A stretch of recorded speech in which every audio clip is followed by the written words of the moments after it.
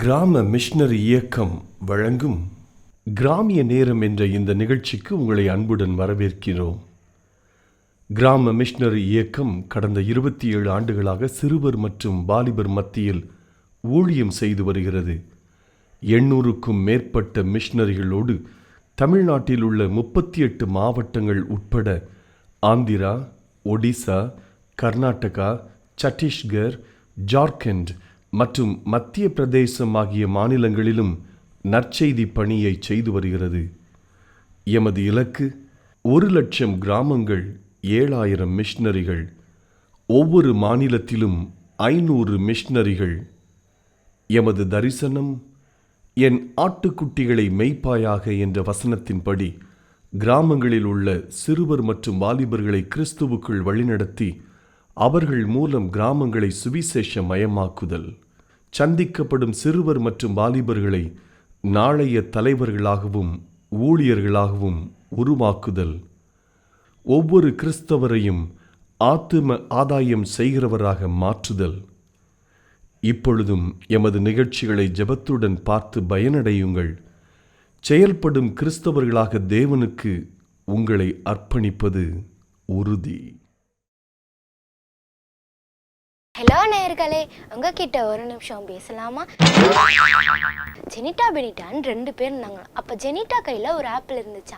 அவள் அதை சாப்பிட்டு பார்த்துட்டு, இந்த ஆப்பிள் எவ்வளோ டேஸ்ட்டாக இருக்குது, எவ்வளோ ஸ்வீட்டாக இருக்குன்னு சொன்னாலாம். உடனே பெனிட்டா இப்படி பார்த்துட்டு 2 பேர் திருப்பி நடக்க ஆரம்பித்தாங்க. திருப்பி ஜெனிட்டா அவள் கையில் இருந்த ஆப்பிளை ஒரு கடி கடிச்சிட்டு, இந்த மாதிரி ஒரு ஆப்பிளை நான் சாப்பிட்டதே இல்லையே, எவ்வளோ டேஸ்ட்டாக இருக்குது, எவ்வளோ ஸ்வீட்டாக இருக்குன்னு சொன்னாலாம். உடனே பெனிட்டா இப்படி பார்த்துட்டு, நீ மட்டும் சாப்பிட்டா அது எனக்கு எப்படி தெரியும், எனக்கும் கொஞ்சம் கொடுன்னாலாம். உடனே ஜெனிட்டா மறந்துட்டேன்னு சொன்னாலாம். இதே மாதிரி தான் நம்ம வேதத்தை கேட்டாலோ பார்த்தாலோ மட்டும் போதாது, அதை எடுத்து வாசித்து பார்த்து அதில் உள்ள சத்தியங்களை அறிஞ்சாதான் ஏசப்பாவோட இனிமைகள் நம்மளுக்கு புரியும். வேதத்தில் ஒரு வசனம் இருக்கு, கர்த்தர் நல்லவர் என்பதை ருசித்து பாருங்க, நீங்களும் ருசித்து பார்த்து பாக்கியவானா மாறுங்க. ஹலோ நேயர்களே, உங்ககிட்ட ஒரு நிமிஷம் பேசலாமா? ஒரு பென்சில் ஒரு இளசர்கிட்ட, நான் எத்தனை வாட்டி தப்பு செஞ்சாலும் என் தப்பை அழிச்சு நீ ஒன்னுனையே கரைச்சிக்கிறீ, எனக்கு ரொம்ப கஷ்டமா இருக்கு அப்படின்னு அந்த பென்சில் சொல்லுச்சு. அந்த இளையசர், நான் படைக்கப்பட்டதே அதுக்காண்டி தான், உன் தவறுகளை அழிக்க அழிக்க நீ அடுத்த கட்ட உயர்வுக்கு போய்கிட்டே இருக்கிறத நினைக்க போது எனக்கு ரொம்ப சந்தோஷமா இருக்கு அப்படின்னு அந்த இளையசர் சொல்லுச்சு. அதே போலதான் ஏசப்பாவும் நம்ம ஒவ்வொரு வாட்டி தப்பு செய்ய போதும் நம்மளை மன்னிச்சுக்கிட்டே இருக்காங்க. நம்மளோட பாவத்தை ஏசப்பாவோட ரத்தத்தால கழுவி நம்மளை பரிசுத்தமாக்கிடுறாங்க.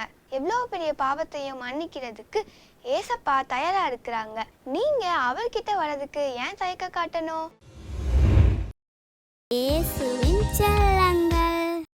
Praise the Lord. உம்மழகான கண்கள் என்னை கண்டதாலே முடிந்ததென்று நினைத்த நான் உயிர் வாழ்கின்றேன்.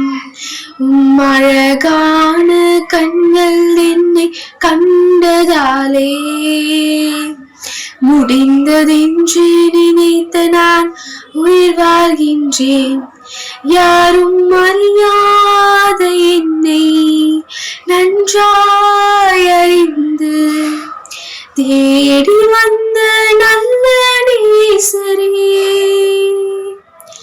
யாரும் அறியாத என்னை நன்றாய் அறிந்து தேடி வந்த நல்ல நேசரே, உம்மழகான கண்கள் என்னை கண்டதாலே முடிந்ததென்று நினைத்த நான் உயிர் வாழ்கின்றேன். தூக்கி எறியப்பட்ட என்னை வேண்டுமென்று சொல்லி தேடி வந்த நல்ல நேசரே, தூக்கி எறியப்பட்ட என்னை வேண்டுமென்று சொல்லி தேடி வந்த நல்ல நேசரே, அழகான கண்கள் என்னை கண்டதாலே முடிந்ததென்று நினைத்த நான் உயிர் வாழ்கின்றேன். அழகான கண்கள் என்னை கண்டதாலே முடிந்ததென்று நினைத்த நான் உயிர் வாழ்கின்றேன். என் பேர் நான் பெரில். நான் ஒரு பாட்டு பாட போறேன். மலகான கண்களை கண்டதாலே முடிதென்று நினைத்தலாய் உயிர் வாழ்கின்ற யாரும் அறியாத என்னை நஞ்சாய நினைத்து தேடிக்கொண்ட நல்ல நேசரே. இயேசுவின் செல்லங்கள். என் பேர் அருணிகா. தெரியா, நான் பிரமிக்கத்தக்க அதிசயமாய் உண்டாக்கப்பட்டபடியால் உண்மை துதிப்பேன். கிரிகள் அதிசயமானவைகள், அதை நான் துமக்கு நன்றாய் தெரியும். சங்கீதம் 139:14. சங்கீதம் 23ஆம் அதிகாரம் 1 முதல் 6 வசனங்கள். கர்த்தர் என் மேய்ப்பராயிருக்கிறார், நான் தாழ்ச்சியடையேன். அவர் என்னை புல்லுள்ள இடங்களில் மேய்த்து அமர்ந்த தண்ணீர்கள் அண்டையில் என்னை கொண்டு போய் விடுகிறார். அவர் என் ஆத்துமாவை தேற்றி தம்முடைய நாமத்தின் நிமித்தம் என்னை நீதியின் பாதைகளில் நடத்துகிறார். நான் மரண இருளின் பள்ளத்தாக்கிலே நடந்தாலும் பொல்லாப்புக்கு பயப்படேன். தேவரீர் என்னோடு கூட இருக்கிறீர். உமது கோலும் உமது தடியும் என்னை தேற்றும். என் சத்துருக்களுக்கு முன்பாக நீர் எனக்கு ஒரு பந்தியை ஆயத்தப்படுத்தி என் தலையை எண்ணெயினால் அபிஷேகம் செய்கிறீர். என் பாத்திரம் நிரம்பி வழிகிறது. என் ஜீவனுள்ள நாளெல்லாம் நன்மையும் கிருபையும் என்னை தொடரும். நான் கர்த்தருடைய வீட்டிலே நீடித்த நாட்களை நிலைத்திருப்பேன். ஆமென். அருமையான தேவனுடைய பிள்ளைகளே, ஆண்டவர் என்றைக்கு உன்னை ரட்சித்தாரோ அன்றையிலிருந்து உன்னுடைய வாழ்க்கையில வளர்ச்சி இருக்கிறதா? இன்னைக்கு யாராவது ஒரு கணவர் இந்த செய்தியை கேட்குறீங்களா? முதல்ல நீங்க செய்ய வேண்டிய ஊழியம் என்ன தெரியுமாங்க? உங்க பக்கத்துல இருக்கிற உங்க மனைவியை நீங்க சந்தோஷமா வச்சிருக்கீங்களா? உங்க வீட்டுல சந்தோஷம் மாறிட்டீங்களா? அடுத்து உங்க வேலை பார்க்குற இடத்துல சுற்றி உள்ளவங்க எல்லாம் சந்தோஷமா இருப்பாங்க. விசாரிங்க, ஏங்க கொஞ்சம் கவலையா இருக்கீங்க? அவங்க சொல்லுவாங்க, எங்க வீட்டுல சமாதானம் இல்லை, என் கணவர் குடிக்கிறாரு. சொல்றாங்க, பயப்படாதீங்க, நான் ஜெபம் பண்றேன், ஏசப்படுறேன்.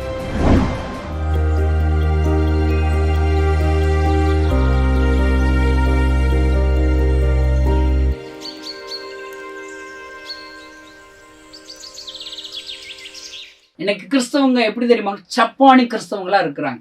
இப்போ ஒரு குழந்தை பிறக்குது, 30 நாள் ஆனா கொஞ்சம் அது சிரிக்கும், முகம் பார்க்க ஆரம்பிக்கும். ஒரு சில மாதங்கள்ல முகம் பார்க்கும். அடுத்து நினைச்சு குப்புற விழணும். என் ஃப்ரெண்டு பாருங்க, அவனுக்கு குழந்தை பிறந்து இப்போ குப்புற விழுகிறத எனக்கு ஃபோட்டோ வீடியோ எடுத்து அனுப்பி விட்ருக்கான். அவனுக்கு அவ்வளோ மகிழ்ச்சி, என் பிள்ளை குப்புற விழுந்துருச்சுங்க. அவன் ஒரு வாரமாக கமெண்ட் பண்ணிக்கிட்டு இருக்கா, ஏன்னா டேவிட் அண்ணா ட்ரை பண்ணுதுண்ணா அவளால் கை எடுக்க முடியலண்ணா, அப்படியே ட்ரை பண்ணுறான்.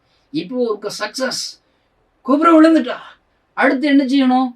அப்படியே தவக்கிறது, எழுந்திரிச்சு உட்கார்றது. பார்த்தீங்களா, கொஞ்சம் வளருது. அது ஒரு ஸ்டெப் எடுத்து வைக்கணும். நடக்கிறான், ஐயோ என் பிள்ளை நடக்கிறான், பேசுகிறான், அம்மான்னு கூப்பிட்றான், அப்பான்னு கூப்பிட்ற ஒரு வளர்ச்சி இருக்கணுங்க. ஒவ்வொரு வருடமும் ஒவ்வொரு நாளுக்கு நாள் வளர்ச்சி இருக்கிறது. அருமையான தேவனுடைய பிள்ளைகளே, ஆண்டவர் என்றைக்கு உன்னை ரட்சித்தாரோ அன்றையிலிருந்து உன்னுடைய வாழ்க்கையில வளர்ச்சி இருக்கிறதா? உன்னுடைய ஜெப வாழ்க்கையில, பரிசுத்த வாழ்க்கையில, வேத வாசிப்புல, ஊழியத்திலே கனிகள் இருந்த வாழ்க்கை இருக்குதா? அப்படி இல்லாட்டா நீ சப்பானி குழந்தைன்னு அர்த்தங்க. நிறைய பேர் அப்போஸ்தலர் 3ஆம் அதிகாரத்துல ஒரு சப்பானி பிச்சை எடுத்துக்கிட்டே இருக்கிறான். நான் நினைப்பேன், நாம அந்த சப்பானி போலதான் இருக்கும். அந்த சப்பானியை குறித்து நான் யோசித்து தியானிச்சு பார்த்தா, அந்த சப்பானி சர்ச்சுக்கு வெளியே உட்காந்துருக்காங்க.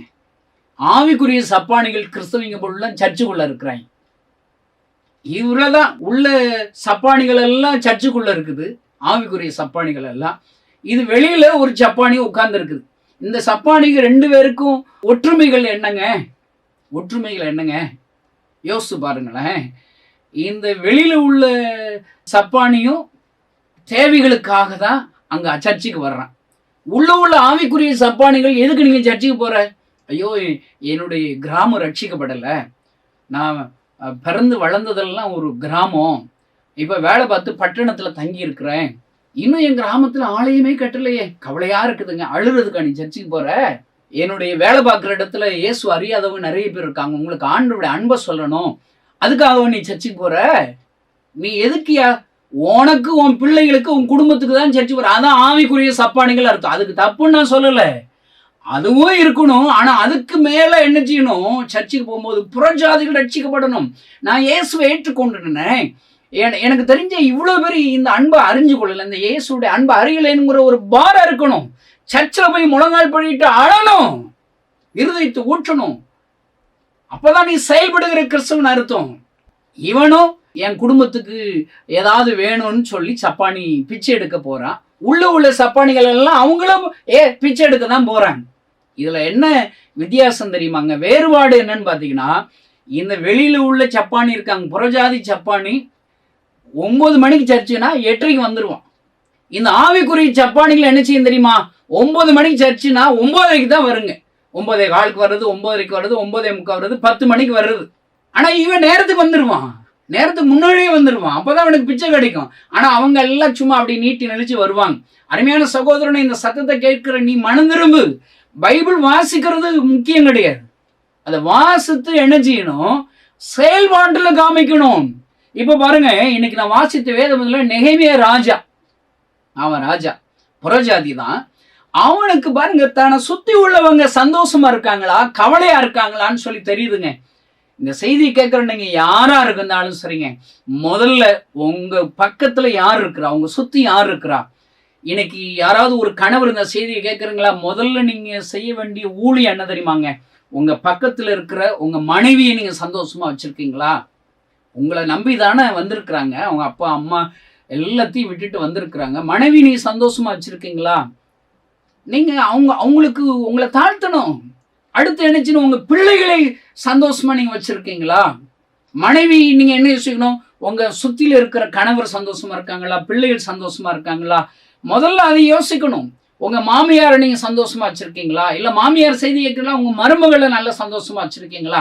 ஒவ்வொருத்தரும் தனக்கு சுத்தி உள்ளவங்க சந்தோஷமா இருக்காங்களா? அவங்களுக்கு என்ன தேவை, என்ன உதவி நான் செய்யணும், என்ன உதவி செஞ்சா அவங்க சந்தோஷம் மாறுவாங்களே, என்னால என்ன முடியும் அப்படி யோசித்தாலே போதுங்க. ஒன்றும் இல்லைங்க, ஒரு 4 வார்த்தை அன்பா பேசினாலே போதுங்க. இவ்வளவுதாங்க, அவங்க சந்தோஷம் மாறிடுவாங்க. இவன் விசாரிக்கிறான் பாருங்க, விசாரிக்கிறான். உனக்கு வியாதி இல்லைல்லப்பா, உங்களுடைய முகத்துல ஏன் இவ்வளவு ஒரு கவலை இருக்குது? அந்த கனிகள் எல்லாருக்கும் வரணும். கிறிஸ்துவ நண்பர்களே, இன்றைக்கு அப்படி ஒரு பிரதிஷ்டை உங்கள் வாழ்க்கையை செய்யுங்களையா. உங்க வீட்டுல சந்தோஷம் மாறிட்டீங்களா? அடுத்து உங்க வேலை பார்க்குற இடத்துல சுத்தி உள்ளவங்க எல்லாம் சந்தோஷமா இருப்பாங்க. விசாரிங்க, ஏங்க கொஞ்சம் கவலையா இருக்கிறீங்க? அவங்க சொல்லுவாங்க, எங்க வீட்டுல சமாதானம் இல்லை, என் கணவர் குடிக்கிறாரு. சொல்றாங்களா? பயப்படாதீங்க, நான் ஜெபம் பண்றேன், ஏசப்பாட்ட நான் ஜெபம் பண்றேன். ஏசப்பா உங்களுக்கு அற்புதம் செய்வார். உங்க கணவர் குடிப்பழக்கத்துல இருந்து விடுதலை ஆக்குவார். உங்க கடன் பிரச்சனை தீரும். ஐயா, வாயில முத்தாங்க இருக்குது, ஒரு விசாரி ஐயா. இது ஒரு பெரிய ஒரு ஆவிக்குரிய வரம் ஐயா. நீ வாட்டுக்கு பைபிளை நாளெல்லாம் படிச்சு மனப்பாடம் பண்ண என்ன பிரயோஜனம்? முதல்ல ஒரு செயல்பாடு தொடங்க. உன்னை சுத்தி உள்ளவங்களை சந்தோஷம் மாத்துங்க. உங்களை சுத்தி யார் யாருன்னா இருக்காங்க? உங்க உறவுக்காரங்க இருக்காங்களா, உங்க நண்பர்கள் இருக்காங்க, உங்க பக்கத்து வீட்டுக்காரங்க இருக்காங்களாங்க. அவன் ஒருத்தன் ரொம்ப பலகீனமா இருக்கிறான், ஒரு வியாதியா இருக்கான், உன்னால முடிஞ்சதை செய்ய. நீ பண உதவி செய்ய வேண்டாம், பண உதவி செய்ய வேண்டாம். ஒருவேளை உங்களுக்கு வியாதியாங்க, நான் உங்களுக்காக ஏசப்பாட்ட ஜெபிக்கிறேன், ஏதாவது உங்களுக்கு உதவி செய்யணுமா, நான் ஹாஸ்பிட்டல் கூட்டு போகலாமா, நேரம் ஒதுக்குறேங்க, பயப்படாதீங்க, இப்படி ஒரு ஆறுதல் வார்த்தை நீ சொல்லி பாருயா. உன்னை சுத்தி உள்ளவங்க யாரெல்லாம் இருக்காங்களோ அவங்க சந்தோஷமா வைக்கணும், அவங்க சந்தோஷமா இருக்கணும். இந்த நெகேமியா ராஜாவுக்கு இருக்கிற அந்த கனிகள் இன்றைக்கு இருக்கிற உலகம் முழுவதும் இருக்கிற எல்லா திருச்சபைகளுக்கும் இயேசுவின் நாமத்தால வருவதாக. கிறிஸ்தவங்களுக்கு இயேசுவின் நாமத்தில் இப்படிப்பட்ட கனிகள் வருவதாக.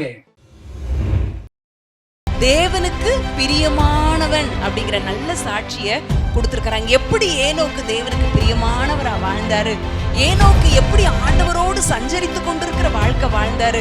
உலகம் முழுவதும் பாவத்துல இருந்துச்சே, பாவத்துல இருக்கும்போது எப்படி ஒரு மனிதர் மாத்திரம் தேவனோடு சஞ்சரிக்கிற ஒரு வாழ்க்கை வாழ முடிஞ்சிச்சு அப்படின்னு சொல்லி நம்ம இன்னைக்கு பார்க்க போகிறோம். ஆண்டவரே, உம்முடைய வசனத்தை தியானிக்கும்படி நாங்கள் இந்த இடத்துல நாங்கள் கூடி வந்திருக்கிறோம். அன்றைக்கு எம்மாவூர் சீஷர்களிடத்திலே வேத வாக்கியங்களை நீர் விளக்கி காட்டிய போது அவருடைய இருதயங்கள் கொழுந்து விட்டு எரிந்தது போல, ஆண்டவரே, இப்பொழுதும் நாங்கள் தியானிக்கிற வசனங்கள் எங்கள் இருதயத்தை கொழுந்து விட்டு எரிய செய்யட்டும். இயேசுவின் மூலம் ஜெபிக்கிறேன் நல்ல பிதாவே, ஆமென். எபிரேயர் 11வது அதிகாரம் 5வது வசனத்தை நான் வாசிக்கிறேன், அதை நாம் தியானிப்போம். விசுவாசத்தினாலே ஏனோக்கு மரணத்தை காணாதபடிக்கு எடுத்து கொள்ளப்பட்டான். தேவன் அவனை எடுத்து கொண்டபடியினாலே அவன் காணப்படாமற் போனான். அவன் தேவனுக்கு பிரியமானவன் என்று அவன் எடுத்து கொள்ளப்படுவதற்கு முன்னமே சாட்சி பெற்றான். ஆண்டவர் ஏனோக்கின் மூலம் ஆண்டவர் நம்மோடு பேச முடியுமா, முடியாதா? நிச்சயமாய் முடியும். இன்றைய நாளில் நம்ம என்ன செய்ய போகிறோம்? ஏனோக்குடைய வாழ்க்கையை கொஞ்ச நேரம் நம்ம தியானிச்சு, ஏனோக்குடைய வாழ்க்கையிலிருந்து நான் கற்றுக்கொள்ளக்கூடிய காரியம் இருக்குதா, ஏனோக்குடைய வாழ்க்கையை ஆண்டவர் பாராட்டுறதுக்கு நற்சாட்சி கொடுத்துருக்கிறார். என்ன சாட்சி அப்படின்னு சொன்னா, தேவனுக்கு பிரியமானவன் அப்படிங்கிற சர்டிபிகேட்டை யார் கொடுத்துருக்குறாங்க? ஆண்டவர் ஏனோக்குக்கு கொடுத்துருக்குறாங்க. ஆபேலுக்கு என்ன சர்டிபிகேட் கொடுத்தாங்க? நீதிமான் அப்படிங்கிற நற்சாட்சியை கொடுத்தாங்க. ஏனோக்குக்கு என்ன கொடுத்துருக்குறாங்க? தேவனுக்கு பிரியமானவன் அப்படிங்கிற நல்ல சாட்சியை கொடுத்துருக்குறாங்க. எப்படி ஏனோக்கு தேவனுக்கு பிரியமானவரா வாழ்ந்தாரு, ஏனோக்கு எப்படி ஆண்டவரோடு சஞ்சரித்து கொண்டிருக்கிற வாழ்க்கை வாழ்ந்தாரு, உலகம் முழுவதும் பாவத்தில் இருந்துச்சே, பாவத்தில் இருக்கும்போது எப்படி ஒரு மனிதர் மாத்திரம் தேவனோடு சஞ்சரிக்கிற ஒரு வாழ்க்கை வாழ முடிஞ்சிச்சு அப்படின்னு சொல்லி நம்ம இன்னைக்கு நம்ம பார்க்க போகிறோம். அந்த வசனத்தை நம்ம வாசிக்க கேட்டோம். விசுவாசத்தினாலே ஏனோக்கு மரணத்தை காணாதபடிக்கு எடுத்துக்கொள்ளப்பட்டாராம். இது ஆதியாகமம் 5வது அதிகாரத்தில் ஏனோக்க குறித்து போடப்பட்டிருக்கிறது. நம்ம ஆதியாகமம் 5ஆம் அதிகாரத்துக்கு திருப்பிக் கொள்வோம். 21வது வசனத்தில் ஏனோக்கு 65 வயதான போது மெத்துசலாவை பெற்றான். ஏனோக்கு மெத்துசலாவை பெற்ற பின் 300 வருஷம் தேவனோடே சஞ்சரித்து கொண்டிருந்து குமாரரையும் குமாரத்திகளையும் பெற்றான். ஏனோக்குடைய நாட்கள் எல்லாம் 365 வருஷம். 65 வயசுல மெத்துசலாவை பெறாரு. அடுத்து 300 வருஷம் உயிரோடு இருந்து அவர் குறித்து சொல்லப்படுகிற காரியம், தேவனோடு சஞ்சரித்தான். ஏனோக்கு அப்படின்னு சொன்னாலே நம்ம உள்ளத்துல வர்ற காரியம் என்னதுதான்? ஆண்டவரோடு சஞ்சரிக்கிற ஒரு வாழ்க்கை வாழ்ந்தாரியா. அதனாலதான் ஆண்டவர் அவரை தேவனுக்கு பிரியமானவன் அப்படிங்கிற ஒரு நல்ல சாட்சியை கொடுக்கிறாரு. அவர் மரணத்தை காணாதபடிக்கு என்ன செய்யறாரா? எடுத்துக்கொள்ளப்பட்டாராம். அவர் மரணத்தை காணாதபடிக்கு எடுத்துக்கொள்ளப்பட்டார் அப்படிங்கிறது இயேசு கிறிஸ்துவினுடைய 2வது வருகைக்கு ஒரு நிழலாட்டமாக இருப்பதை போல ஒரு தேவனுடைய மனிதர் இந்த காரியத்தை சொல்லுகிறார். ஏனோக்கினுடைய முக்கிய காரியம் என்ன அப்படின்னு சொன்னா, தேவனோடு சஞ்சரிக்கிற வாழ்க்கை. நம்ம நிறைய நேரத்தில் நினச்சிடுறோம் ஆண்டவரோடு சஞ்சரிக்கணும், ஜெபிக்கணும் அப்படின்னு எல்லாருக்கும் ஆசை தான். நம்ம எல்லாருக்கும் நிறைய மணிக்கணக்காக ஆண்டவர்கிட்ட ஜெபம் பண்ணணும்னு ஆசை, ஆண்டவருடைய குரலை கேட்கணும்னு ஆசை, அவருடைய முகத்தை நம்ம பார்க்கணும்னு ஆசை, ஆண்டவர்கிட்ட பேசிக்கொண்டே இருக்கணும்னு ஆசை தான். நிறைய நேரத்தில் என்ன யோசிக்கிறோம்?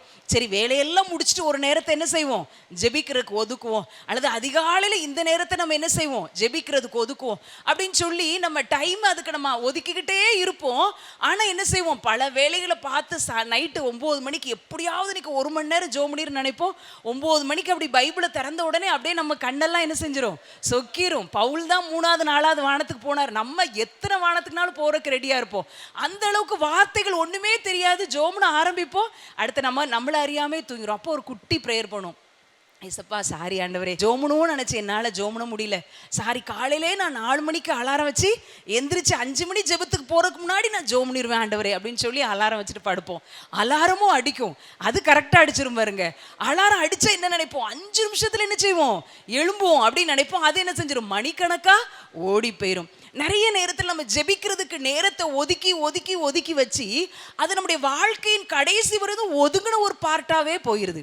ஆனால் ஏனோக்குடைய வாழ்க்கை தேவனோடு சஞ்சரிக்கிற வாழ்க்கையா. ஆங்கில வேதாகமத்தில் எப்படி போடப்பட்டிருக்குதா? He walks with God. ஆண்டவரோடு நடந்தான். நம்ம 2 பேர் வாக்கிங் போகிறோம் அப்படின்னு சொன்னால் 2 பேரும் பேசாமையே 30 நிமிஷம் நம்ம போயிட முடியுமா? இல்லவே இல்லை. பேசிட்டே போவோம். நம்ம என்ன காரியங்கள் நம்ம உள்ளத்தில் இருக்கிறது, அவங்களுக்கு பிடிச்சது, நம்முடைய காரியம் எல்லாத்தையும் பேசிட்டே தான் என்ன செய்வோம்? போவோம். அப்போ ஒரு 2 பேர் ஒருமித்து நடந்தாங்க அப்படின்னு சொன்னால் அவங்களுடைய இருதயம் எப்படி இருக்கும்? ஒன்னா இருக்கும். அதே போலதான் ஏனோக்கு ஆண்டவரோடு நடந்து போகிற ஒரு அனுபவத்தில் இருந்தாராம். அவருடைய காரியம் என்னன்னா, சஞ்சரிக்கிற வாழ்க்கை, டே டு டே லைஃப்ல, ரொட்டீன் லைஃப்ல, அன்றாட வாழ்க்கையில ஆண்டவர்கிட்ட பேசிக்கிட்டே இருந்தாராம். நம்ம நேரத்தை ஜெபத்திற்காக ஒதுக்கி நம்ம ஃபெயிலியர் ஆயிட்டோமேன்னு சொல்லி நிறைய நேரத்தில் சோர்ந்து போயிடுவோம். விடிஞ்ச உடனே ஐயோ இன்னைக்கு ஜோம்னாம என்ன செஞ்சிருச்சு, விடிஞ்சிருச்சு அப்படின்னு சொல்லி நிறைய சோர்ந்து போயிடுறோம். சோர்ந்து போகிறது, ஜெபத்துக்குன்னு ஒரு நேரத்தை ஒதுக்கணும், ஜெபத்துக்குன்னு ஒரு இடத்தை ஒதுக்கணும், அது முக்கியமான தேவை தான். ஆனாலும் 24 மணி நேரமும் அவரோடு சஞ்சரிக்கிற ஒரு வாழ்க்கை நம்ம ஒவ்வொருவருக்குள்ளேயும் வேணும் அப்படிங்கிறத எடுத்து காட்டா ஏனோக்கு இருக்கிறாங்க. என்ன செஞ்சாலும் ஆண்டவர்கிட்ட பேச முடியுமா? ஆண்டவர் சொல்றாங்க, இடைவிடாமல் ஜெபம் பண்ணுங்கள். எப்படி நம்ம இடைவிடாமல் ஜெபம் பண்ண முடியும்? 24 மணி நேரமும் ஜெபிக்க முடியுமா? 24 மணி நேரமும் சாப்பிட்டுக்கிட்டே இருக்க முடியுமா? இல்லை. 24 மணி நேரமும் தூங்க முடியுமா? இல்லை. 24 மணி நேரமும் வேலை செஞ்சுக்கிட்டே இருக்க முடியுமா? இல்லை. ஆனால் இடைவிடாமல் ஒரு காரியத்தை செய்ய முடியும். அது என்ன காரியம்? இல்லை.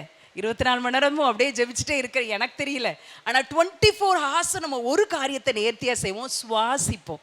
ப்ரீத் பண்ணுறது நம்ம இடைவிடாமல் செஞ்சுட்டே இருப்போம். சாப்பிட்டுக்கிட்டே இருக்க முடியாது, தூங்கிட்டே இருக்க முடியாது, வேலை செஞ்சுட்டே இருக்க முடியாது, சுவாசிச்சுக்கிட்டே இருப்போம்.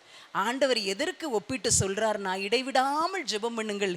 இடைவிடாமல் ஆண்டவரை நினைக்கணும்னா நம்ம சுவாசம் போல நம்முடைய ஜெபம் இருக்கணுமா, ஏனோக்கு போல சஞ்சரிக்கிற ஒரு அனுபவம் இருக்கணுமா. ஏனோக்கு ஆண்டவரோட சஞ்சரிக்கிறதுக்காக, ஆண்டவரோட நடக்கிறதுக்காக எங்கேயோ குடும்பத்தை விட்டு ஒரு வனாந்திரத்துல போய் இருக்கல, எங்கேயோ ஒரு இடத்துல இருந்தாதான் நான் ஆண்டவரோட வாக் பண்ண முடியும்பா அப்படின்னு சொல்லி நடக்கல. 65 வயசுல மெத்துசலாவை பெறாரு, போடப்பட்டிருக்குது. 300 வருஷம் ஆண்டவரோடு சஞ்சரித்து கொண்டிருந்து குமாரரையும் குமாரத்திகளையும் பெற்றார். அப்படின்னா அவருடைய ஃபேமிலி லைஃப், ரொட்டீன் லைஃப், குடும்ப வாழ்க்கை, குடும்பத்துல மனைவிக்கு செய்ய வேண்டிய காரியம், பிள்ளைகளுக்கு செய்ய வேண்டிய காரியம், சமுதாயத்துல இருக்கிற இடத்துல செய்ய வேண்டிய எல்லாத்தையும் செஞ்சுக்கிட்டே என்ன செஞ்சாரா, ஆண்டவரோடு சஞ்சரித்து கொண்டிருந்த அனுபவத்தை ஏனோக்கு பெற்றுக்கொண்டார். ஆண்டவர் இந்த நாளில் நமக்கும் அப்படிப்பட்ட ஒரு அனுபவத்தை நம்ம பெற்றுக்கொள்ளணும்னு சொல்லி ஆண்டவர் விரும்புகிறார்.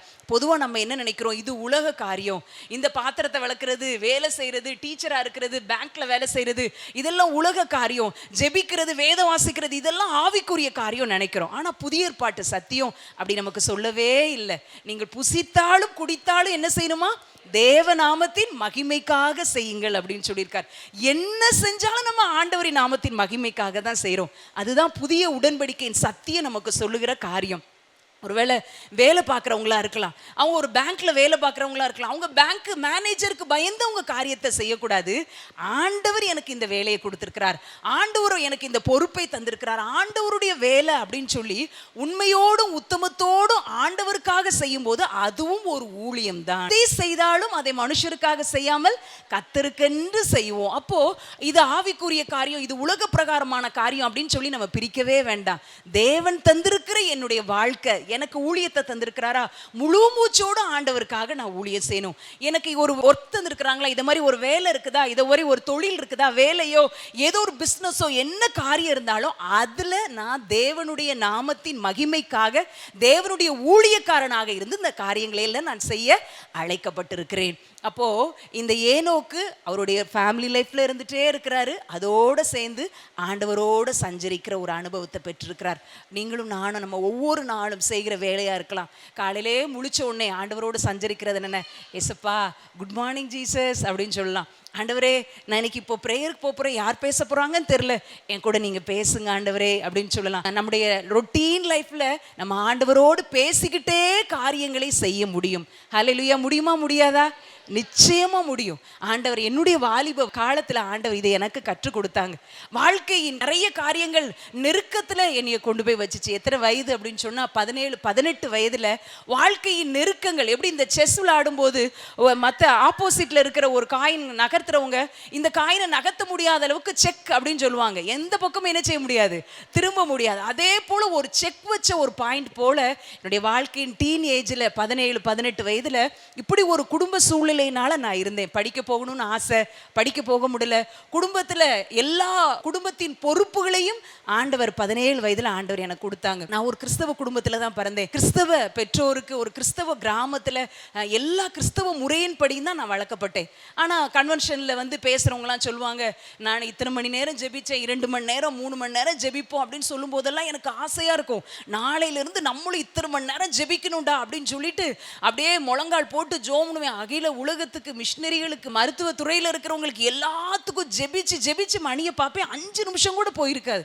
அப்போது நான் நினச்சேன், இது எப்படிரா நம்மளும் தான் ஜெபிக்கிறோம், நமக்கு 5 நிமிஷத்துக்கு மேலே போக மாட்டேக்கே அப்படின்னு சொல்லி நினச்ச ஆள். அப்படி இருக்கும்போது நான் சொன்னது போல் குடும்பத்தின் நெருக்கத்தின் மத்தியில் நான் இருக்கிறேன். என்ன செய்யன்னு தெரியல. ஆண்டவரே உங்களை விட்டால் எனக்கு வேற யாருமே இல்லைப்பா, இந்த சூழ்நிலையில் நான் என்ன செய்யணும்னு எனக்கு தெரியல. எதிர்காலம் எல்லாம் அடைக்கப்பட்டுருச்சு, எதிர்காலம் எல்லாம் கேள்விக்குறியாயிடுச்சு. படிக்க போக முடியுமான்னு தெரியல, சமைக்க வீட்டில் தெரியுமான்னு தெரியல, குடும்பத்தின் காரியங்களை எல்லாம் நான் நேர்த்தியாக செய்ய முடியுமான்னு தெரியல. ஆண்டவரே ஒரு சின்ன பிள்ளையை கொண்டு இவ்வளோ பெரிய பாரத்தில் நிற்க வச்சிருக்கிறீங்களே அப்படின்னு சொல்லி ஒரு நாள் சாயங்கால வேளையத்தில் என்னுடைய இருதயத்தில் பயங்கர பாரம், கவலையாக இருக்குது. என்ன கஷ்டம் அப்படின்னு சொன்னால், என்னுடைய அம்மா பக்கவாதத்தினால திடீர்னு பாதிக்கப்பட்டு இடது கை, இடது கால், இடது பக்க உறுப்புகள் எல்லாம் செயலிழந்து ஒரு பொம்மை போல் ஆயிட்டாங்க. அப்போது குடும்பத்தினுடைய அவங்க செஞ்ச எல்லா பொறுப்புகளையும் செய்யணும், அவங்களுக்குரிய எல்லா காரியங்களையும் செய்யணும். அதனால் எதிர்கால படிப்பெல்லாம் கேள்விக்குறியாகி நின்றுச்சு. அப்போது ஒரு நாள் நினச்சேன், ஆண்டவர்கிட்ட சொன்னேன், ஏசப்பா எனக்கு உங்களை விட்டா யாருமே இல்லை, என் கவலைகளை நான் வேறு யார்கிட்ட போய் நான் சொல்ல முடியும் அப்படின்னு சொல்லிட்டு கடைக்கு போய் இந்த அப்பாட்ட அலாரம் கிளாக் வாங்கிட்டு வாங்கன்னு சொன்னேன். அலாரம் கிளாக் விடிய காலம் 3 மணிக்கு அலாரம் வச்சேன். அலாரம் அடிச்சிச்சு. யாரும் இல்லாத ஒரு ரூம்குள்ளே போய் டைனிங் ரூமில் போய் கதவை மூடினேன். முழங்கால் போட்டு கண்ணை மூடி கையை குப்பி ஏசப்பாட்ட சொன்னேன், ஏசப்பா பரமண்டலங்களில் இருக்கிற எங்கள் பிதாவே அப்படின்னு சொல்லி நான் ஃபார்மலாக ஜெபிக்க ஆரம்பித்தேன்னா எனக்கு 5 நிமிஷத்துக்கு மேலே ஜெபிக்கவே தெரியாது ஆண்டவரே. எல்லாருக்கும் நான் ஜோம் பண்ணிடுவேன், ஆனால் 5 நிமிஷத்துக்கு மேலே எனக்கு ஜெபிக்க தெரியாது. இன்னைக்கு ஒன்று செய்கிறேன்ப்பா, 2 பேர் உட்கார அளவுக்கு நான் போர்வையை விரிச்சுக்கிறேன். ஒரு பக்கம் நான் உட்காந்துக்கிறேன், இன்னொரு பக்கம் நீங்கள் உட்காந்துருக்குங்க ஆண்டவரே. என்னெல்லாம் என் காரியம் இன்னைக்கு நான் என்னெல்லாம் வேலை செய்ய போகிறேனோ அதெல்லாம் நான் உங்கள்கிட்ட சொல்கிறேன், அதுதான் ஜெபம் ஆண்டவரே அப்படின்னு சொல்லி சொன்னேன். 2 பேர் உட்கார அளவுக்கு போர்வையை விரிச்சுக்கிடுவேன். விரிச்சிட்டு நான் ஒரு பக்கத்தில் உட்காந்துக்கிடுவேன், ஏசப்பா நீங்கள் இதில் உட்காந்துக்கிடுங்க அப்படின்னு சொல்லுவேன். ஏசப்பா காலையில் 6:30 ஒரு அன்னை வெளியில் வேலைக்கு கிளம்பணும், அதுக்கு முன்னாடி இந்த சாப்பாடெல்லாம் செய்யணும், எனக்கு அதெல்லாம் செய்ய தெரியல, இல்லை ஏசப்பா நீங்கள் எனக்கு உதவி செய்வீங்களா அப்படின்னு சொல்லி கேட்பேன். இன்னொரு நாள் ஜோமனே, ஏசப்பா இன்னைக்கு இந்த சமையலை செய்வோன்னு நினச்சேன், இந்த உப்புமா செஞ்சால் கூட அது உதிரியா இல்லைன்னா எங்கள் அண்ணனுக்கு பிடிக்காது, நான் எப்படி செய்யணும்னு எனக்கு தெரியாது, எனக்கு உதவி செய்வீங்களா ஆண்டவரே அப்படின்னு சொல்லி கேட்பேன். அம்மா ரொம்ப வெயிட்டாக இருக்கிறாங்க ஆண்டவரே, ஒவ்வொரு முறை அவங்கள கட்டிலிருந்து தூக்கி கீழே படுக்க வச்சு ஃபிசியோதெரப்பி செஞ்சு அவங்க காரியங்களெல்லாம் செய்கிறதுக்கு அவங்கள ஒவ்வொரு முறை தூக்கும் போது எனக்கு நெஞ்செலாம் வலிக்கு ஆண்டவரே, நான் தூக்குறப்போ நீங்களும் எனக்கு ஒரு கை கொடுத்துக்கிடுவீங்களா ஏசப்பா அப்படின்னு சொல்லி கேட்பேன். பாத்திரத்தை விளக்கும் போது ஒரு ஜோம் பண்ணுவேன், இந்த எல்லா பாத்திரத்தையும் வேகமாக விளக்கிறேன் சாமி, ஆனால் இந்த பால் பாத்திரத்தை மட்டும் இந்த இரும்பு கம்பினாரை வச்சு தேய்க்கிற மாதிரி இந்த ஒரு காரியம் என் உள்ளத்தில் ஒட்டிக்கிட்டே இருக்குப்பா, எனக்கு வலிச்சா கூட பரவாயில்ல, நீங்கள் நல்லா தேய்ச்சி எடுத்துருங்க என்ன ஏசப்பா அப்படின்னு சொல்லி ஜோம் பண்ணுவேன். சப்பாத்தி மாவை பிசையும் போது ஜோம் பண்ணுவேன், வேகமாக போட்டு பிசைஞ்சு அவசர அவசரமாக செஞ்சால் சவைக்கவே முடியாது, இந்த 2 சென்னிக்கரையும் வலிச்சு போயிடும், அப்படி ஒரு ஹார்டாக ஒரு சப்பாத்தி சுடுவேன். ஆனால் என்னைக்கெல்லாம் நல்ல நேரம் எடுத்து அழுத்தி தேய்ச்சி குத்தி உடைச்சி பிசைஞ்சு சாஃப்டாக அன்னைக்கு நம்ம சப்பாத்தி செஞ்சோன்னா சாஃப்டாக இருக்கும். அப்போ செஞ்சு முடிச்சு எல்லா வேலையும் முடிச்சோடனே டைரி எழுதுவேன், ஏசப்பா அன்னைக்கு வேகமாக செஞ்சுட்டேன், அது சவைக்க கூட முடியல, இன்னைக்கு எல்லாம் நல்ல குத்தி தேய்ச்சி உடச்சி நொறுக்கி பிசைஞ்சனால சப்பாத்தி எவ்வளோ மென்மையாக இருந்துச்சோ அதே போல் என்னுடைய சுபாவமும் மென்மையுள்ளதாக மாறும்படிக்கு என்னையும் தேய்ச்சிருங்க ஆண்டவரே, என்னையும் குத்திருங்க ஆண்டவரே, என்னையும் உடைச்சிருங்க ஏசப்பா அப்படின்னு சொல்லி அதில் அந்த டைரியில் நான் எழுதி வச்ச ஞாபகம் இருக்குது. இப்படி ஒவ்வொரு நாளும் அந்த காலை வேளையில் அவர் நம்ம கூட உட்கார்ந்து அவர்கிட்ட எல்லா காரியங்களையும் பேசுனதுனால பகலில் என்ன செஞ்சாலும் ஏசப்பா என் கூட இருக்கிறாருங்கிறத உணர முடிஞ்சிச்சு. அப்போ இதுதான் ஆண்டவரோட சஞ்சரிக்கிறதுலாம் எனக்கு தெரியல, நான் ஆண்டவரோட சஞ்சரிச்சுட்டேன்னு நான் சொல்லவும் வரல, ஆனால் அந்த நாட்கள் தான் அவர் கூட இருந்து என் கையை பிடிச்சிட்டு வழி நடத்தின நாட்கள் தான் இன்னைக்கு வரைக்கும் அவருடைய கிருபையினால் நிற்கிறதுக்கு ஆண்டவர் உதவி செஞ்சிருக்கிறார். ஹல்லேலூயா. நம்ம ஜெப நேரம் ஏதோ ஒரு நேரத்தை ஒதுக்கி விடாதபடிக்கு, ஒதுக்கி அந்த நேரம் அப்படியே மிஸ் பண்ணி விடாதபடிக்கு என்ன செய்கிறோமோ, கம்ப்யூட்டரில் ஒர்க் பண்ணலாம், கிச்சனில் ஒர்க் பண்ணலாம், அல்லது ஃபீல்டில் ஒர்க் பண்ணலாம், ட்ராவல் பண்ணலாம், எல்லா நேரத்துலையும் ஆண்டவரே என் கூட உட்காந்துக்கங்கப்பா, ஆண்டவரே இந்த காரியம் பாருங்க, நான் இதை நினைக்கக்கூடாதுன்னு நினச்சிட்டேன், என் மாம்ச சுபாவம் இப்படி தான் இருக்குது, பவுல் சொல்கிறத போல என் மாம்சத்தில் நன்மை வாசமாக இல்லை என்பதை நான் அறிஞ்சிருக்கிறேன்ப்பா, இப்படி கோபமாக நினச்சிட்டேன் பாருங்களேன், அவங்கள நான் குறைவாக நினச்சிட்டேன், அவங்கள மேன்மையாக நினைக்கல, இவங்கள நான் ரொம்ப அற்பமாக நினச்சிட்டேன்ப்பா, என்னை மன்னிச்சிருங்க ஆண்டவரேன்னு அப்போ உடனுக்குடன் ஆண்டவர்கிட்ட நம்முடைய காரியங்களை சொல்லிக்கிட்டே இருந்தோன்னு வச்சுக்கோங்களேன், நிச்சயமாக சொல்கிறேன் ஆண்டவருடைய கையை பிடிச்சிட்டு ஈஸியாக நமக்கு ஆண்டவர் ஒரு நித்திய ஜீவ கரைன்னு வச்சிருக்கிறார்ல, அந்த கரையிலிருந்து எனக்காக அவர் ஜீவ கிரீடத்தை வச்சுட்டு மகளேன்னு வெயிட் பண்ணிட்டு இருக்கிறார்ல, அந்த கரை வரைக்கும் பரிசுத்த ஆவியாகிய தேவன் தேற்றரவாளனாகி அவர் நம்மளை கூட்டிட்டு போயிடுவார் அப்படிங்கிறதுல சந்தேகம் இல்லவே இல்லை. ஒவ்வொரு முறையும் சின்ன பிரச்சனை வரும்போது, சின்ன மனஸ்தாபம் வரும்போது, சின்ன காரியம் நம்ம நீர் வெடிக்க வர்றது மாதிரி நம்முடைய இருதயம் கவலைப்படும் போது உடனே ஆண்டவர்கிட்ட சொல்லிடுவோம். அப்போ எனக்கு ஒரு நாள் கடற்கரையில் நிற்கும்போது ஞாபகம் வந்தது, கடற்கரையில் ஒரு நிமிஷத்துக்கு ஒருக்கா அழகா அலை வந்து என்ன செய்யுது, அந்த ஓரத்தில் இருக்கிற மண்ணெல்லாம் என்ன செஞ்சிரு மேலே பட்டு அது கழுவிக்கிட்டே இருக்குது, அதனால அந்த மண் அப்படி குருத்து மண்ணாக இருக்கு, ஒரு அழுக்கு கூட இல்லாத ஒரு மண்ணாக இருக்குது. அதே மாதிரி தான் ஆண்டவரே ஒவ்வொரு நொடி பொழுதும் உங்கள் ரத்தம் எங்கள் மேலே என்ன செஞ்சு வரட்டும், பாய்ந்து வரட்டுப்பா, ஒவ்வொரு நொடி நொடியும் எங்களுடைய சிந்தனையில பாவம் செஞ்சிடறோப்பா. ஒவ்வொரு நொடியும் ஒருத்தங்களை பார்த்து ஒரு வார்த்தையில பாவம் செஞ்சிடறோப்பா. ஒவ்வொரு நொடியில நாங்க பார்க்கிற பார்வையில உங்களுக்கு பிரியமில்லாம நடந்துடுற ஆண்டவரே. எப்படி கடல் அலைகள் அந்த ஓரத்துல இருக்கிற மண்ணை ஒரு நிமிஷத்துக்கு ஒருக்கா சலிச்சே போகாம இரவும் பகலும் கழுவி கழுவி அந்த மணல் குருத்து மண்ணா இருக்கிறது போல எங்களையும் நீங்க அப்படி ஆக்கிருங்க அப்படின்னு சொல்லி நான் ஜெபித்தது உண்டு. நான் வெளியில இருக்கும் போது கூட நல்லா ஜெபிச்சேன். ஆனா முழு நேர ஊழியத்துக்குன்னு வந்துட்ட பிறகு என் ஜெப நேரம் என்ன செஞ்சிருச்சு, குறைஞ்சு போயிருச்சு அப்படின்னு சொல்லி சொல்ற நிறைய பேருடைய காரியங்களை நான் கேட்டிருக்கிறேன். நான் சொல்றேன், ஆண்டவருக்கும் எனக்கும் இருக்கிற உறவு அது தனிப்பட்ட உறவு தான். என்னை சுத்தி சூழ்நிலை எப்படி வேணா இருக்கலாம், ஆனா அவருக்கும் எனக்கும் இருக்கிற உறவை அந்த இருக்கிற சூழ்நிலைகளையோ அல்லது இருக்கிற மனிதர்களோ இருக்கிற இடமோ நம்ம அதை என்ன செய்யறது இல்லை, நிர்ணயிக்கிறதே கிடையாது. நோவாவை குறித்து போட்டிருக்க. அடுத்து யார் ஆண்டவரோடு சஞ்சரிச்சாங்கன்னா நோவாவை குறித்து அவர் ஆண்டவரோடு சஞ்சரித்தார் அப்படின்னு போடப்பட்டிருக்கு. நோவாவை பத்தி என்ன போட்டிருக்குன்னா, நோவா இருந்த காலத்துல மக்கள் அவ்வளோ பாவம் செஞ்சாங்க. அவங்களுடைய பாவத்தை பார்த்து ஆண்டவருடைய இருதயம் மனஸ்தாபப்பட்டுச்சு.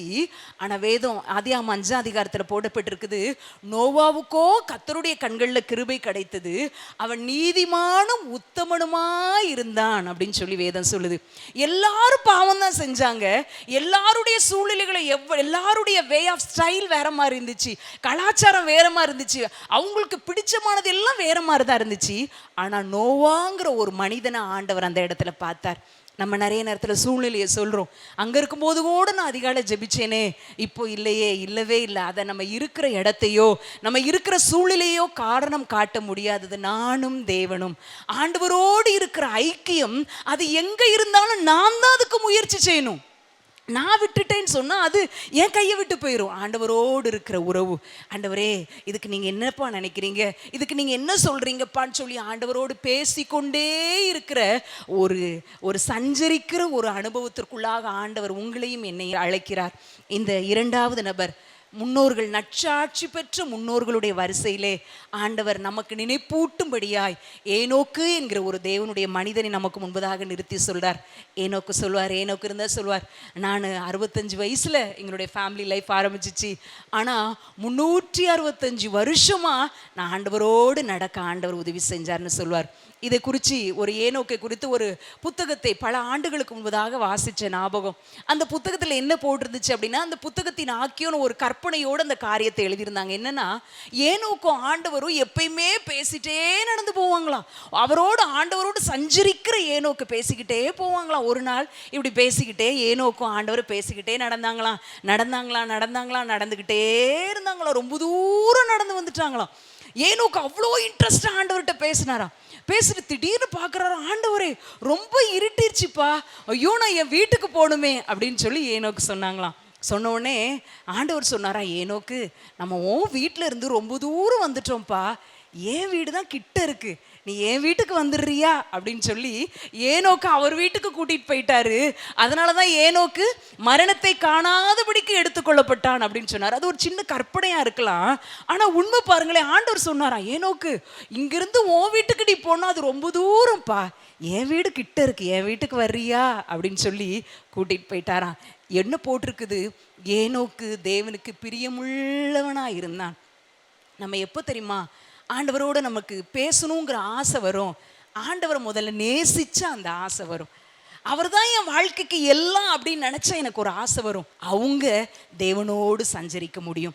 ஆசை இல்லை, ஆண்டவரை பிரியப்படுத்தணுங்கிற ஆசை இல்லாதவர்களால தேவனோடு சஞ்சரிக்க முடியவே முடியாது. ஆண்டவரை உங்களை நான் பிரியப்படுத்தணும்ப்பா, நான் என்ன செஞ்சா நீங்க சந்தோஷமா இருப்பீங்க, நான் என்ன செஞ்சா நீங்க சிரிப்பீங்க ஏசப்பா, நான் ஏதாவது ஒன்று செஞ்சு நீங்க கவலையா இருக்கிறீங்களா? ஒரு அக்கா சொல்லுவாங்க, அவங்கள எல்லா காரியத்தையும் செஞ்சுட்டு திடீர்னு மனசுல குறுகுறுன்னு இருந்துச்சுன்னா சொல்லுவாங்களா, ஏசப்பா இப்போ நீங்க என்னை பார்த்து சிரிக்கிறீங்களா அழுறீங்களா அப்படின்னு சொல்லி கேட்பாங்களாம். கவலையா இருக்கீங்களா என்னை பார்த்து?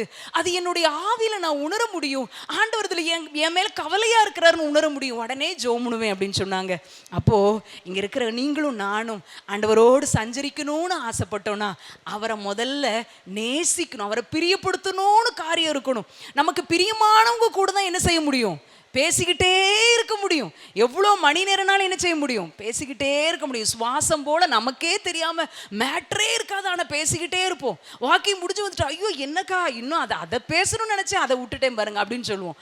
அப்படி நமக்கு பிரியமானவர்களோடு பேசிக்கொண்டே இருப்பதை போல பேசுகிற ஒரு அனுபவம், ஏனோக்கின் அனுபவம், சஞ்சரிக்கிற ஒரு அனுபவம். இன்றைக்கு ஆண்டவருடைய ஊழியத்தை செய்யும்படி, ஆண்டவருக்காக வாழணும்னு சொல்லி ஆசையோடு வந்திருக்கிற உங்களிடத்திலும் என்னிடத்தில் ஆண்டவர் எதிர்பார்க்கிறாரு. மகனே, மகளே, நீ என் மேலே பிரியமா இரு, என் மேலே நீ ஆசையோடு, நீ செய்கிற ஒவ்வொன்றையும் என்கிட்ட காட்டு. ஒரு குட்டி பிள்ளை ஸ்லேட் வாங்கி கொடுத்த உடனே ஏதாவது கிறுக்குனா உடனே அம்மா கிட்ட கொண்டு வந்து காட்டு. ஓ சூப்பர் அப்படின்னு சொல்லி கை தட்டினோடனே இன்னும் கொஞ்சம் அழுத்தி என்ன செஞ்சுட்டு வரும். அதில் அர்த்தமே இருக்காது, ஆனால் அம்மா கிட்ட கொண்டு போய் காட்டணும். ஏன்? அந்த பிள்ளைக்கு தாய் மேலே இருக்கிற பிரியம். நம்மளும் சின்ன சின்னதாக ஏசப்பாட்ட ஊழியம் செய்யலாம், செய்கிற ஊழியங்கள் சின்ன சின்னதாக இருக்கலாம். என்ன செஞ்சாலும் ஏசப்பாட்ட கேட்பேன், ஏசப்பா இன்னைக்கு காலையிலேருந்து நான் செஞ்ச காரியம் உங்களுக்கு பிடிச்சி, நான் உங்களோட நான் பேச நிறைய மிஸ் பண்ணிட்டேன் ஏசப்பா அப்படின்னு சொல்லி அவர்கிட்ட ஒரு நண்பனை போல பேசுகிற ஒரு அனுபவம் இருந்துச்சுன்னா ஆண்டவர் வழி நடத்துவார். நம்ம அவர்கிட்ட பேசணும்னா ஆண்டவர் நம்ம கிட்ட நிச்சயமாய் பேசுவார். என்ன நான் சொன்ன அந்த நாட்களில் இப்போ இருக்கிறத போல யூடியூப்ல நிறைய சேனல்ல எந்த செய்தியெல்லாம் கேட்க முடியாது. 20 வருஷத்துக்கு மேல இப்போ இருக்கிறது போல புத்தகங்களும் இருக்காது. டிவி சேனல்ல காலையில் 6லேருந்து 7:30 வரைக்கும் ஒரு சிலர் பேசுவாங்க. அதுக்கப்புறம் எந்த கிறிஸ்தவ நிகழ்ச்சியும் நமக்கு இருக்காது.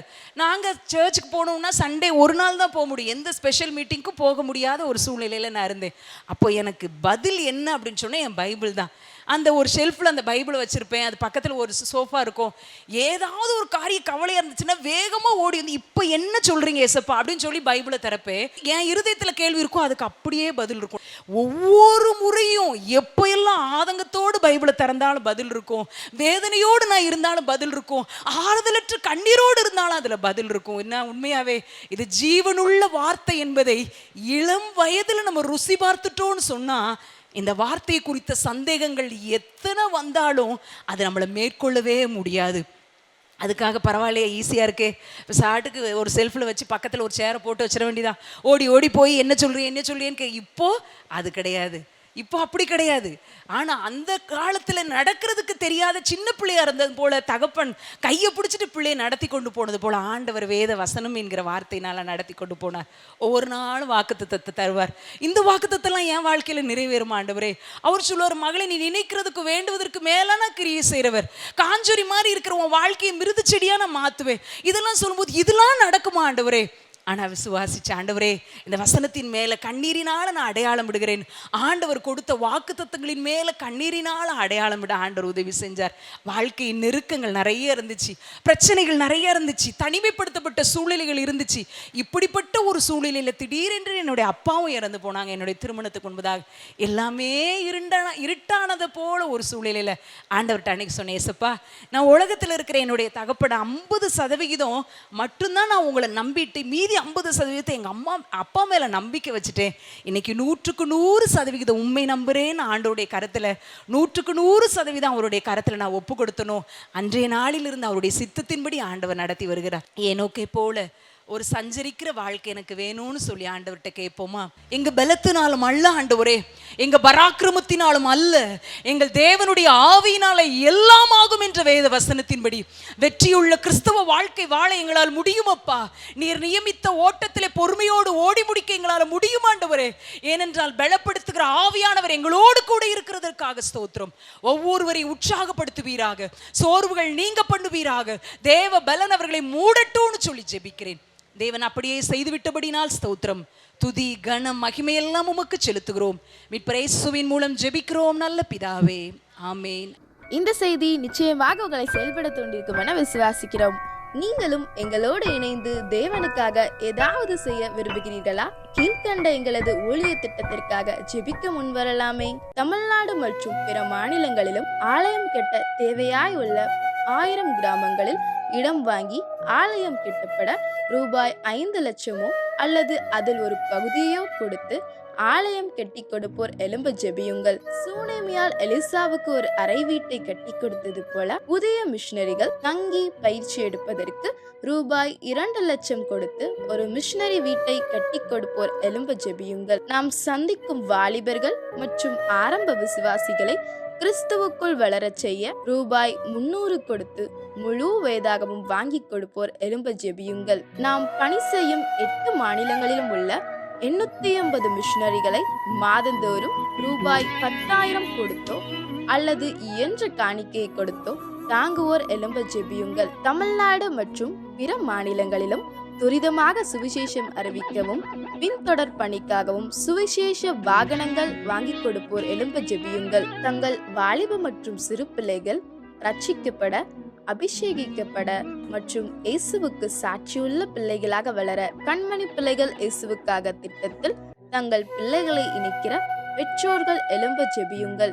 இந்தியா முழுவதிலும் இன்னும் துரிதமாக நம் மிஷனரி பணிகள் நடக்க மாதந்தோறும் அல்லது வருடத்திற்கு ஒரு முறையாவது ரூபாய் 1000 கொடுத்து எழுப்புதல் விரும்பும் பங்காளர் திட்டத்தில் இணைகிற அநேகர் எழும்ப ஜெபியுங்கள்.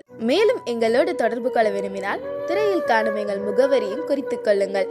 கிராம மிஷனரி இயக்கம், தபால் பெட்டி எண் 51, விருதுநகர் 626001. இந்த நிகழ்ச்சியையோ அல்லது எங்கள் ஊழியத்தையோ நீங்கள் தாங்க விரும்பினால் எங்கள் தொலைபேசி எண்ணை குறித்துக் கொள்ளுங்கள். 7378000444. கர்த்தர் தாமே உங்களை ஆசீர்வதிப்பாராக.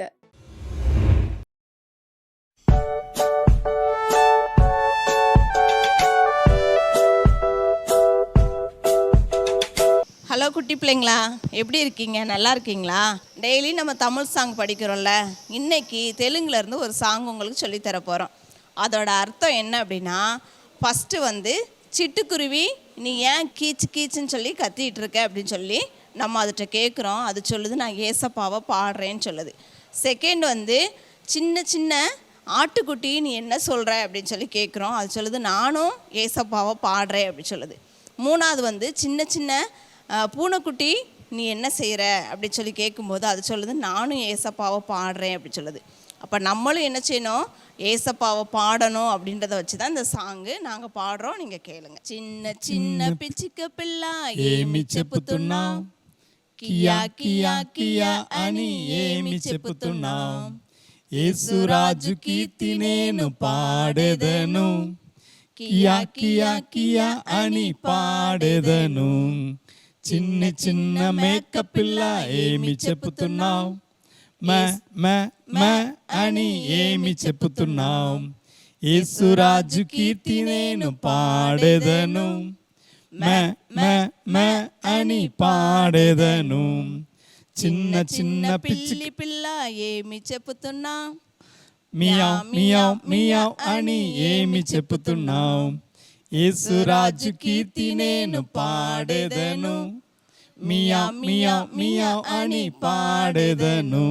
చిన్ని చిన్ని పిచ్చుక పిల్ల ఏమి చెప్పుతున్నావు, కియా కియా కియా అని ఏమి చెప్పుతున్నావు, యేసురాజు కీర్తి నేను పాడెదను, కియా కియా కియా అని పాడెదను, చిన్న చిన్న మేక పిల్ల ఏమి చెప్పుతున్నావు, అని ఏమి చెప్పుతున్నావు, యేసురాజు కీర్తి నేను పాడెదను, అని పాడెదను, చిన్ని చిన్ని పిల్లి పిల్ల ఏమి చెప్పుతున్నావు, మియావ్ మియావ్ మియావ్ అని ఏమి చెప్పుతున్నావు, యేసురాజు కీర్తి నేను పాడెదను, మియావ్ మియావ్ మియావ్ అని పాడెదను. இயேசு கிறிஸ்துவின் இனிய நாமத்தினாலே கிராம மிஷனரி இயக்க பங்காளர்களுக்கு, குடும்பத்தார்களுக்கு எங்களுடைய அன்பின் வாழ்த்துக்கள். ஆண்டவர் கிருபையினாலே 27 வருடங்களாக இந்த ஊழியத்தை கிரமமாக செய்வதற்கு ஆண்டவர்கள் கிருபை கொடுத்தார். 800 மிஷனரிகள் இருக்கிறார்கள். பயிற்சியில் அநேக மிஷனரிகள் சேர்ந்து கொண்டே இருக்கிறார்கள். வட மாநிலத்தில் ஆந்திரா, ஒரிசா, குஜராத், சத்தீஸ்கர் என்று இந்த ஊழியத்தின் எல்லைகள் விரிவாக்கி கொண்டே இருக்கிறார். கடவுளுக்கு சித்தமானால் அடுத்த 3 வருடத்தில் வட மாநிலத்தில் மத்தியில் 500 மிஷனரிகளை எழுப்பி அவர்களை பயிற்றுவிச்சு இந்தியாவில் இருக்கிற எல்லா மாநிலத்திற்கு அனுப்பி வைக்க வேண்டும் என்று சொல்லி ஒரு பெரிய இலக்கை ஆண்டு கொடுத்திருக்கிறார். அல்லேலூயா. இன்னும் பாருங்க, தமிழ்நாட்டில் 310 தாலுக்காக்கள் இருக்குது. இந்த 310 தாலுக்கால தேவரால் குழுக்களை எழுப்ப சொல்லி இருக்கிறார். அமேன். அல்லேலூயா. ஒரு தாலுக்காவில் 2 தேபோராட்கள் தேவை. தேபோராட்கள் தாயா எழும்புனா தான் கிராமங்கள் ஆசீர்வதிக்கப்படும். தேபோரால் எழும்பலையா கிராமங்கள் பாழாய் போயிடும். உங்கள் பகுதிகளில் குடும்ப பெண்களாக இருக்கீங்களா? உங்கள் பிள்ளைகளில் ஸ்கூலுக்கெல்லாம் அனுப்பிவிட்டு ஒரு 10 மணிக்கு ஃப்ரீ ஆவீங்களா? நாங்கள் எங்களுடைய ஊழியத்திற்கண்டு ஒரு சின்ன ஒரு ஜெப வீட்டை வாடகைக்கு ஆயத்தப்படுத்தலாம் என்று நினைக்கிறோம். ஒருவேளை உங்கள் தாலுக்காக்களில் ஊழியத்திற்கென்று எங்களுடைய வீடை கொடுக்க ஆசைப்படுகிறோம் என்று சொல்வீர்களானால் நீங்கள் கொடுக்கலாம். அந்த வீட்டை நாங்கள் எப்படி பயன்படுத்துவோம்? நாங்கள் ஆண்டவர் கொடுக்குற 2 தெபோராள்களை ஒவ்வொரு நாள் 10 மணிக்கு அந்த வீட்டிற்கு வரணும், அந்த ஜெப வீட்டிற்கு வரணும். 10 மணிலேருந்து 1 மணி வரைக்கும் எழுப்புதலுக்காக அவர்கள் ஜெபிப்பார்கள். ஜெபித்து முடிச்சுட்டு அவர்கள் கிராமங்களுக்கு ஊழியம் செய்யும்படி ஏதாயும் ஒரு ஊழியத்தை நிறைவேற்றிவிட்டு அவர்கள் வீட்டிற்கு சென்று விடுவார்கள். இப்படிப்பட்ட தெபோராள் குழு ஊழியத்தை எழுப்ப சொல்லி இருக்கிறார். அல்லேலூயா. அந்த ஊழியத்திற்காக நீங்கள் ஜெபியுங்கள். இப்படி எத்தனையோ திட்டங்களை சொல்லிக்கொண்டே இருக்கலாம். அதில் ஒரு பெரிய ஒரு திட்டம் என்ன தெரியுமாங்க? கண்மணி பிள்ளைகள் இயேசுவுக்காக ஜெபத்திட்டம். ஆமென். அவங்க வீட்டில் வாலிப பிள்ளைகள் இருக்கிறாங்களங்க, அவங்களுக்காக தான் இந்த ஜெபத்திட்டம். வாலிப பையங்க இருக்கிறாங்களா, அவங்களுக்காக தான் இந்த ஜெபத்திட்டம். பாருங்க, ஆண்டவர் எங்களுக்கு கற்றுக் கொடுக்கிற பெரிய ஒரு சத்தியம் என்ன தெரியுமா? வாலிப பிள்ளைகளுக்கு தனி மேகசின் போட சொல்லுகிறார். அல்லேலூயா. கண்மணியை கேள் என்று மாதாந்திர இதழ். அது வாலிப பிள்ளைகளுக்கு தகுந்த ஆலோசனைகளை அந்த மேகசினில் வெளியிடுகிறோம். வாலிப பசங்களுக்கு யோசுவாவை கேள் என்கிற ஒரு தனி மேகசினை ஆண்டவர் வெளியிடும்படி ஆண்டவர் நமக்கு சொல்லி கொடுத்திருக்கிறார். அல்லேலூயா. பாருங்க, இப்படிப்பட்ட வாலிப பிள்ளைகளுக்காக, வாலிப தம்பிமார்களுக்காக ஆண்டவர் கொடுத்த ஜெபத்திட்டம் தான் கண்மணி பிள்ளைகள் இயேசுவுக்காக ஜெபத்திட்டம். உங்கள் வாலிப பிள்ளைகளுக்காக நீங்கள் ஜெபிப்பீங்க. உங்கள் ஜெபம் போதாது, இன்னும் அநேகர் ஜெபிக்கணும். இன்றைக்கு வாலிபர்களை தான் பிசாசு வஞ்சிக்கிறான், பாவத்தில் அடிமையாக்குறான், காதல் வயப்படுத்துகிறான், போதைகளுக்கு அடிமைப்படுத்துகிறான். அவங்களுக்கு நீங்களும் நானும் பாதுகாப்பு கொடுக்க முடியாது. நீங்களும் நானும் நம்ம பிள்ளைகளோட எவ்வளவு நேரங்க இருப்போம்? ஒரு அரை மணி நேரம் இருப்போமா, 1 மணி நேரம் இருப்போமா, இல்லை 2 மணி நேரம் இருப்போமா? பிள்ளைகள் தனியாக உலகத்தில், ஸ்கூலில், காலேஜஸில் பல மணி நேரம் உங்களுடைய நண்பர்கள் கூட தான் இருக்கிறாங்க. அந்த நண்பர்கள்லாம் நல்லவங்களா? அவங்க மூலியமாக பொய் சொல்கிறது எப்படி, லவ் பண்ணுறது எப்படி, போதை மாத்திரைகளை எப்படி யூஸ் பண்ணுறது, இப்படி எல்லாம் அவர்கள் நண்பர்களுமாக கற்றுக்கொண்டு பிசாசு அவளை வஞ்சித்து விடுவான். இதற்கு என்ன செய்யணும்? ஆண்டவர் தாங்க ஒரே வழி. அவர்களுக்காக ஒவ்வொரு நாளும் பேர்களை சொல்லி ஜெபிக்க வேண்டும் என்று சொல்லி ஆண்டவர் எங்களுக்கு பாரம் கொடுத்தார். இதை கேட்கிற அருமையான பெற்றோர்களை, இந்த ஜெபத்திட்டத்தில் உங்கள் பிள்ளைகளை இணைங்க. அல்லேலூயா. நானும் என் ஊழியக்காரர்களும் ஜெபக்குழுக்களும் உங்கள் பிள்ளைகள் பேர் சொல்லி ஜெபிச்சுக்கிட்டே இருப்போம். கடவுள் சித்தமானால் ஒரு பிறந்த நாள் அன்று விசேஷ ஜெப குறிப்புகளை சொல்லி உங்கள் பிள்ளைகளுக்காக நாங்கள் ஜெபிக்க ஆயத்தமாக இருக்கிறோம். இந்த ஜெபத்திட்டத்தில் இணைங்க. இந்த ஜெபத்திட்டத்தில் இணைகிற உங்கள் பிள்ளைகளுக்கு நாங்கள் வெளியிடுகிற மாதாந்திர இதழை, மேகசினை உங்களுக்கு வாட்ஸ்அப் மூலியமாகவோ அல்லது ஒருவேளை புஸ்தக வடிவிலோ உங்களுக்கு அனுப்பி வைப்பதற்கு நாங்கள் ஆயத்தத்தோடு இருக்கிறோம். ஒருவேளை ஆண்டவர் இந்த ஜெபத்திட்டத்தில் இணைவதற்கு நாங்கள் என்ன செய்யணும் அப்படி ஒரு கேள்வி கேட்டிங்கன்னா, உங்களுக்கு ஆண்டவர் பாரம் கொடுப்பாரானால் உங்கள் பிள்ளைகள் சார்பாக கிராமங்களில் இருக்கிற வாலிப தம்பிமார்கள், வாலிப பிள்ளைகள் ஆண்டவரை அன்பை ருசி பார்ப்பதற்கென்று வருடத்திற்கு ஒரு 1000 ரூபாயோ அல்லது உங்களால் இயன்ற காணிக்கைகளோ நீங்கள் கொடுத்து நீங்கள் உதவலாம். அல்லேலூயா. நீங்கள் அப்படி உங்கள் பிள்ளைகள் மூலியமாக நீங்கள் கொடுக்குற அந்த காணிக்கை வச்சு நாங்கள் என்ன செய்வோம்? அவங்களுக்கு இலவசமாக அந்த மேகசினை அனுப்பி வைப்போம். அவர்களை இப்படிப்பட்ட வாலிபர் முகாம்கள், நாங்கள் ஒழுங்கு செய்கிற வாலிபர்கள் பங்கு வருவதற்கு அந்த காணிக்கைகளை நீங்கள் பயன்படுத்தலாம். அவர்களுக்கு முழு வேதாங்கள் வாங்கி கொடுப்பதற்கு நீங்கள் உங்கள் பிள்ளைகள் பேரிலே பொருதனையோடு கொடுக்கிற இந்த காணிக்கையை நாங்கள் பயன்படுத்துவதற்கு ஆயத்தத்தோடு இருக்கிறோம். ஐயா, அம்மா, நீங்கள் வாங்கலை, கிறிஸ்தவ நண்பர்களே நீங்கள் வாங்கலை, நம்ம இணைந்து ஏசப்பாவுடைய ராஜ்யத்தை கட்ட, அவருடைய கண்ணீரை துடைப்ப, அவரை கனப்படுத்துவோம். அல்லேலூயா. இதை குறித்து உங்களுக்கு எந்த ஆலோசனை வேணாலும் என்னோடு எங்களுடைய ஊழியக்காரர்களோடு கூட தொடர்பு கொள்ளலாம். இன்றைக்கு கண்மணி பிள்ளைகள் இயேசுவுக்காக இந்த ஜெபத்திட்டத்தில் இணைந்து கொள்ளுங்கள். கர்த்தர் உங்களை ஆசீர்வதிப்பார். உங்கள் பிள்ளைகளை நாளைய தலைவர்களாக, சாட்சிகளாக ஆண்டவர் மாற்றி கொடுப்பார். ஆமென். எல்லாருக்கும் வணக்கம். நேயர்களே, எப்படி இருக்கீங்க? நல்லா இருக்கீங்களா? இந்த அருமையான நேரத்துல உங்களை சந்திக்கிறதுல ரொம்ப சந்தோஷமா இருக்கும். என்ன என்னது இன்னும் என் தம்பியை காணமே, வரேன்னு சொன்னா இன்னும் நேரம் ஆச்சு, நாளையே காணோம். ஒரு சில விஷயங்கள் அவன் நானும் பேச வேண்டியது இருக்கு. வெயிட் பண்ணுங்க, அது வந்துருவா நினைக்கிறேன். அண்ணே அண்ணே அண்ணே அண்ணே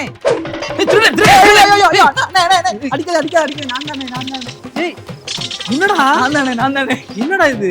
நீ வேற சும்மா இருக்கனே, அவன் அடிக்கிற வெயிலுக்கு எங்க போய் எனக்கே தெரியல. வெயில் அடிக்குதா? ஆமாண்ணே. தூக்கி போடு. அப்புறம் இதானே நல்லா இருக்கேன் கொத்துறதுக்கு. நல்லா இருக்கீங்களா? நல்லா இருக்கேன். நீங்க எப்படி இருக்கீங்க? ரொம்ப நல்லா இருக்கேன். அடிக்கிற வெயில் கொஞ்சம் கஷ்டமா தான் இருக்குண்ணே. ஆமாண்ணே, எங்க ஒளிது எனக்கே தெரியலண்ணே. சரி, முக்கியமான மேட்டருக்கு வந்துருவோம். அண்ணே என்ன பண்றேனே? நம்ம இப்ப எந்த நாள்ல இருக்கோம் தெரியுமா? எந்த நாள்னு இது? இது பயங்கரமான வெயில் காலம். தம்பி சொல்லுங்கண்ணே. வெயில் காலத்துல நம்ம எங்க இருப்போம் சொல்லு? எங்க இருப்போம் வெயில் காலத்துல? அண்ணே குளத்துக்குள்ள குளிச்சுட்டு இருப்போம்ண்ணே. சூப்பர். வேற? ஆமா, வேற என்ன செஞ்சிருப்போம்? அண்ணே ஜூஸ் குடிப்போம். நம்மோட ஜூஸ் குடிச்சிட்டு ஓடி வந்தோமே. மோர் குடிப்போம்ண்ணே நாங்க. முக்கியமான விஷயத்த சொல்றா. என்ன சம்பந்தமா பேசிட்டு இருக்க? சம்மர்னா என்னடா உனக்கு என்னடா ஞாபகம் வருது? சீக்கிரம் சொல்றா. அங்க பாரு குட்டீஸ் எல்லாம் பாத்துட்டு அவங்களுக்கு ஞாபகம் வந்துருச்சு. ஞாபகம் வந்துருச்சுல உங்களுக்கு? எனக்கு ஞாபகம் இல்லையானே. சம்மர்னா என்ன? சரி, ஒரு லெட்டர் சொல்லவா? ஒரு லெட்டரா? ஃபர்ஸ்ட் லெட்டர் சொல்லவா? சொல்லுங்க பாப்போம். V V V V V V என்னது? என்னடா? ஓ வி வி கோல்ட் என்னண்ணே? ஐயோ ஐயோ என்ன தம்பி நீ பாருங்க தம்பி, குட்டீஸ் என்ன அட்டுலியம் பண்றப்ப. அண்ணே எனக்கு தெரியலண்ணே, நீங்களே சொல்லுங்கண்ணே. ஏய் வீடா? டி அதுண்ணே வி. அதுக்கு இன்னொரு க்ளூ கொடுக்கவா? கொடுங்க பாப்போம். குட்டீஸ் எல்லாம் வந்து முன்னாடி உட்கார்ந்திருப்பாங்க இந்த சம்மர் டயத்துல. சண்டே ஸ்கூலானே? நானே சொல்லிரட்டா? நீங்களே சொல்லுங்கண்ணே. விபிஎஸ்ரா? ஐயோ சார், மறந்தே போயிருச்சுனே. விபிஎஸ் தானே சார்? பாத்தீங்களா, ஞாபகப்படுத்தலாம்ல நீங்க. சாரிடா தம்பி, நான் என்ன சொல்றேன்னு ஒரு க்ளூ கொடுத்தேன், நீ என்ன கண்டுபிடிக்கல. அப்படியே சரி பேசிரோமா? சரி பேசிரோம். விபிஎஸ் சரிண்ணே. நம்முடைய கிராம மிஷனரி இயக்கத்துல விபிஎஸ்கான ட்ரைனிங் ப்ரோகிராம் நடக்க போகுது. என்ன சொல்றீங்க? ஆமா. அப்படியா? ஆமா, அதோட டேட் பக்கத்துல வந்துருச்சு. பக்கத்துல வந்துருச்சா? ஆமா. அது நம்ம ஊர்லயா? நம்ம ஊர்ல புள்ளலக்கோட்டை இல்லையா? விருதுநகர் மாவட்டத்துல புள்ளலக்கோட்டையில நடக்க போகுது. அப்படியானே? அண்ணே எந்த தேதினே? டேட் குறிச்சுக்கிறீங்களா? சொல்லுங்க சொல்லுங்க. நீங்க குறிச்சுக்கோங்க, நீங்க வந்துருங்க மறந்துடாம. இத பாத்துட்டு இருக்க நீங்க யாருனாலும் சரி, சிறுவருடைய செய்யலாம், கிராமத்துல சண்டே கிளாஸ் நடத்துறவங்களா இருக்கலாம், சர்ச்சில் நடத்துறவங்களா இருக்கலாம், கிராமத்துல இருக்கிற ஆண்டவர் அறியாத பிள்ளைங்கள் மத்தியில நாங்க விபிஎஸ் எப்படி எடுக்கணும்னு சொல்லி நம்ம ட்ரைனிங் கொடுக்க போறோம். அப்படியானே? ஆமா. என்னைக்கு அது நடக்க போகுது தெரியுமா? தெரிஞ்சுக்கோங்க. என்னைக்குனே? வர்ற 22ஆம் தேதி 4வது மாசம் நம்ம புள்ளலக்கோட்டை கெத்செமனே வளாகத்துல வச்சு, விருதுநகர் மாவட்டத்துல வச்சு இந்த மீட்டிங் நடக்க போகுது. பாத்துட்டு ஆமா, இதை பாத்துட்டு இருக்க நீங்க யாருனாலும் கண்டிப்பா நீங்க வரலாம். உங்களுக்கு ஒரு சின்ன ஒரு குவாலிஃபிகேஷன் மட்டும்தான். என்ன தெரியுமா? நீங்க படிச்சிருக்கணும் அவசியம் இல்ல, நீங்க பெரிய மேதாவியா இருக்கணும் அவசியம் இல்ல. ஏசாமியை பத்தி கிராமத்துல உள்ள சின்ன பிள்ளைங்களுக்கு சொல்லணுங்கிற ஒரு சின்ன பாரம் இருந்தா போதும், நீங்க கண்டிப்பா அந்த ட்ரைனிங் கலந்துக்கலாம். எப்படி சின்ன பிள்ளைங்களை சந்திக்கணும், எப்படி மேஜிக் அவங்களுக்கு சொல்லிக் கொடுக்கணும், எப்படி பப்பட் ஷோ செய்யணும், எப்படி நாடகம் நடிக்கணும், எல்லாமே நாங்க இங்க இருக்க அக்கா மாதிரி அண்ணன் மாதிரி உங்களுக்கு சொல்லிக் கொடுப்பாங்க. ஓகேவா? வா அண்ணே, சூப்பர்ண்ணே. எல்லாம் சொல்லிக் கொடுப்பீங்களாண்ணே? கண்டிப்பாண்ணே, நம்ம எல்லாமே சொல்லி கொடுத்துருவோம். இதை பார்த்துட்டு இருக்க நீங்க யாரெல்லாம் கண்டிப்பா எங்களோட நேரம் நீங்க கலந்துக்கலாம். சரிண்ணே. நீங்க தேதியெல்லாம் சொன்னீங்க, எல்லாத்தையும் சொன்னீங்க, எல்லா நிகழ்ச்சியும் சொன்னீங்க. ஆனா கிளம்ப சொல்லவே இல்லை, தேதி நேரத்தை சொல்லவே இல்லை. நீங்க ஜான் புரிச்சுக்கோங்க, மறந்துடாதீங்க. ஏப்ரல் 22ஆம் தேதி திங்கட்கிழமை காலையில 10 மணிக்கு ஸ்டார்ட் ஆகுது. அக்கா நீ குளிச்சிட்டீங்களாக்கா? அண்ணே நீ குளிச்சிட்டீங்களாண்ணே? அண்ணே முதல்ல சொல்லுங்க உங்களுக்கு. மறுபடியும் சொல்லட்டா? ஆமாண்ணே. ஏப்ரல் 22ஆம் தேதி திங்கட்கிழமை காலையில 10 மணிக்கு நமக்கு ட்ரைனிங் ஸ்டார்ட் ஆகுது. வா சூப்பர் அண்ணே, அடிச்சு வந்துங்கண்ணே. கண்டிப்பா எல்லாம் வந்துருவாங்கண்ணே. நம்ம ரொம்ப எப்ப ஆயத்தத்தோட இருப்போம், எல்லாம் போறாங்க. நம்ம சேர்ந்து கிராமத்துல விபிஎஸ். சூப்பர்ண்ணே. ஓகே தம்பி. சரிண்ணே, ஓகேண்ணே, பாய்ண்ணே, போயிட்டு வரேண்ணே. ஆமா சரிண்ணே, போகாதீங்க. யாருண்ணே? அண்ணே நீங்க இவ்வளவு நேரம் பேசுனீங்களா? நான் கவனிச்சிட்டு தானே இருந்தேன். விபிஎஸ் ட்ரைனிங் டேட் எல்லாம் நல்லா இருந்தது, பிடிச்சிருந்தது, சந்தோஷம் தான். சரி தம்பி. ஆனா நான் கிராமத்துல இருக்கேனே, நான் கிராமத்துல இருந்து இந்த ட்ரைனிங் வந்து அட்டென்ட் பண்ணி அதுக்கு புக்ஸ் எல்லாம் வாங்கணும், அதுக்கெல்லாம் எவ்வளவுனே செலவாகும், அதுக்கு என்னென்ன பண்றது நானே? ஸோ அண்ணே எல்லாம் சொன்னீங்களாண்ணே, இதை சொல்ல மறந்துட்டு பார்த்தீங்களா? சொல்லுங்கண்ணே. சரிங்க தம்பி, இவருக்கு அந்த டவுட்டை கிளியர் பண்ணிடுவோம். கண்டிப்பாண்ணே. தம்பி பிகினர் ஜூனியர் 2 பிரிவா நாங்க புக் வெளியிடுறோம். அதனால அது கண்டிப்பா உங்களுக்கு பிரயோஜனமா இருக்கும். ரொம்ப கிராமத்தில் உள்ள சின்ன பிள்ளைங்க புரிஞ்சுக்கிற அளவுக்கு நாங்க சிலபஸ் போட்டுருவோம். அதனால கண்டிப்பா உங்களுக்கும் நீங்க செய்யற ஊழியத்துக்கு அது பிரயோஜனமா இருக்கும். ஆனால் இப்போ என்கிட்ட நிறைய படிக்கிற பிள்ளைங்களாம் இருக்காங்க, அவங்களால அதை அமௌண்ட் ஸ்பெண்ட் பண்ணி அந்த புக்லாம் வாங்க முடியாதுண்ணே. அதுக்கு நாங்கள் என்ன பண்றது? நீங்க அதை பத்திலாம் ஒன்றும் கவலையே படாதீங்க. எங்களுடைய ஒரே ஒரு பாரம் என்னன்னா, கிராமத்தில் உள்ள சின்ன பிள்ளைங்களுக்கு ஆண்டோடைய அன்பு போய் சேரணும். அதனால பணம் வந்து ஒரு முக்கியமான விஷயமே கிடையாது. சரி. உங்களால எவ்வளவு முடியுமோ அவ்வளவு காணிக்க மட்டும் நீங்க கொடுத்து அந்த புக்கை கலெக்ட் பண்ணிட்டு போனா ஓகே. ஓகே நானே, இப்போ ஒரு நாள் தான் ட்ரைனிங் வச்சிருக்கோம். அந்த ஒரு நாள்ல வந்து நாங்க எல்லா பாட்டும் ஒரே நாள்ல கத்துக்கலாமாண்ணே? அதுக்கு தான் நான் உங்களுக்கு சூப்பரான விஷயம் சொல்ல போறேன். சொல்லுங்கண்ணே, என்னென்ன? புத்தம்புது பாடல்கள் தலைப்புல பாட்டு வெளியே வந்திருக்கு. ஒவ்வொரு நாளுக்குரிய பாட்டு யூடியூப்ல ஆக்ஷனோட வெளியே வந்துடும். ஓ சூப்பர்ண்ணே. என்ன சேனல்ல வரும்? நம்ம வில்லேஜ் மிஷனரி மூவ்மெண்ட்ங்கிற சேனல்ல நீங்க அதை பார்க்கலாம். ஆக்ஷனோட சூப்பர் சாங் அது வெளியே வரும். நீங்க பார்த்தே நீங்க கத்துக்கலாம். ஓகேண்ணே, ரொம்ப சந்தோஷம். நீங்க அதை பத்திலாம் கவலைப்படாதீங்க. கண்டிப்பா வாங்க, நம்மளும் சேர்ந்து கிராமத்துல விபிஎஸ் எடுக்க போறோம். நம்ம சேர்ந்து இயேசுவோடைய அன்பை நம்ம சொல்லுவோம். ஓகேவா? பெரிய பெரிய ஊழியக்காரங்கள்லாம் உருவானது இந்த சிறுவர் ஊழியத்துல. ஒருவேளை உங்களுக்கு அந்த ஒரு சின்ன பாரம் இருக்குமானா நீங்க எங்க கூட வந்து கலந்துக்கோங்க. நம்ம இந்த மே மாதம் ஒரு பிரயோஜனமுள்ள மாதமாக நம்ம அதை கழிப்போம். ஒருவேளை படிச்சுட்டு இருக்க காலேஜ் பிள்ளைங்களா இருக்கலாம், ஒரு வேலை பார்த்துட்டு இருக்க டீச்சர்ஸாக இருக்கலாம். உங்களால் முடிந்த ஒரு 5 கிராமத்தில் நீங்கள் சின்ன பிள்ளைங்களை சந்திப்பீங்கன்னா நாளைக்கு அவங்க ஒரு பெரிய தேசத்தில் ஒரு தலைவர்களாக, ஊழியர்களாக, மிகப்பெரிய பொறுப்பாளர்களாக நம்ம கண்ணு முன்னாடியே வர்றதை நம்ம பார்க்க போகிறோம். நம்ம இணைந்து செய்வோம், ஆண்டோடைய ராஜ்யத்தை கட்டுவோம். பாய் பாய். கிராம மிஷனரி இயக்கம் நடத்தும் சிறுவர் முகாம் ஈரோடு மொடக்குறிச்சியில் 27/4/2024 சனிக்கிழமை அன்று காலை 9 மணி முதல் மதியம் 2 மணி வரை. இடம் ரங்கநாயகி திருமண மண்டபம், முத்துக்கவுண்டன் பாளையம், முத்தூர் மெயின் ரோட். நடத்துபவர்கள் நியமம் குழுவினர்கள். உங்களுக்காக இனிமையான பாடல்கள், சாட்சிகள், நாடகங்கள், பப்பட் நிகழ்ச்சி, உயிர்ப்பிக்கும் கதைகள். தொடர்புக்கு 9698683659 75022122. பெற்றோர்களே, உங்கள் பிள்ளைகளை அனுப்பி வையுங்கள். பிள்ளைகளே கலந்து கொண்டு தேவ ஆசீர்வாதத்தை பெறுங்கள்.